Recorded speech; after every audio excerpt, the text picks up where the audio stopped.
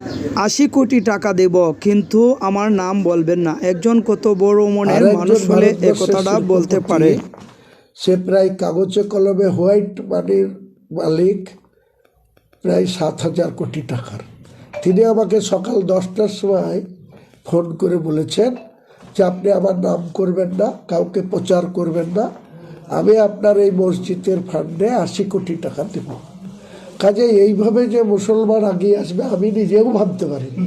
আমি ভেবেছিলাম যে আমি ধীরে ধীরে হবে, বা টাকার সংস্থান আমাকে বারবার মানুষের কাছে অনুরোধ করতে হবে, আপিল করতে হবে, তারপরে হবে। আজকে যেভাবে মানুষ সাড়া দিয়েছে তাতে আমার এই যে হসপিটাল, মেডিকেল কলেজ, বিশ্ববিদ্যালয়, হেলিপ্যাড, পার্ক এবং হোটেল কাম রেস্তোরাঁ, টোটাল 300 কোটি টাকার মতো বাজেট। আমার ধারণা এটা খুব অনায়াসেই মানুষের সাহায্যে আমরা করে ফেলতে পারবো।